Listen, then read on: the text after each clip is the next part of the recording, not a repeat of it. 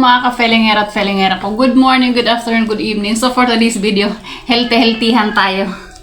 At dahil inatake tayo kahapon ng HB, kaya hindi na muna ako kakain ng rice. Kakainin natin for today's video, pipino, tsaka nilagang okra and boiled egg.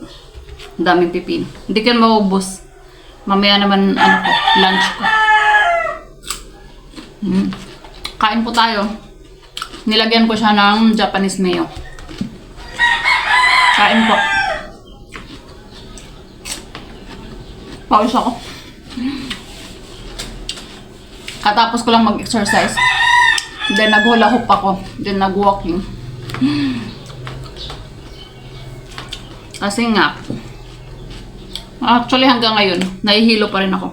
Taas ng BP ko. Pero thank God.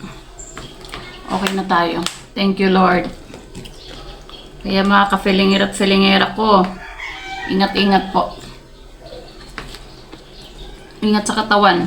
Lalo na sa may mga edad na. Ingat sa mga kinakain. Kahapon kasi, napasarap yung kain ko. Ang dami ko nakain kanin. Kasi nagprito ako ng isda.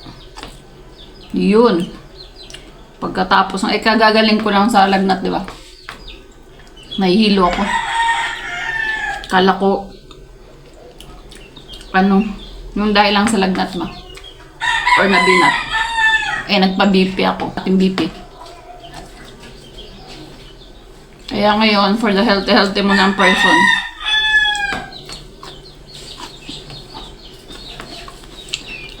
nag-ano din pala ako. Kala.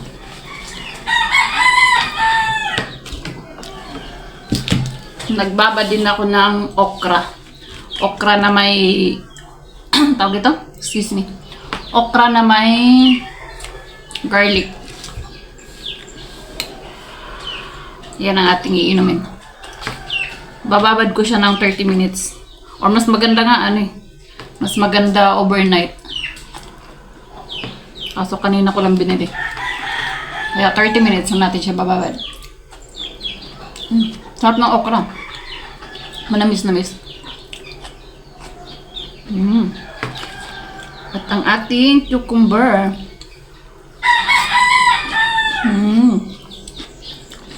Ang sarap. Namiss ko rin to.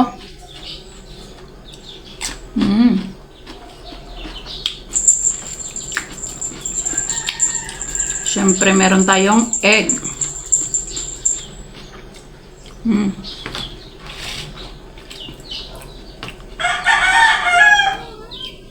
Hindi talaga ako actually mahilig sa boiled egg. Pero no choice tayo mga ka-felingera at felingera ko. Kailangan para sa ating health.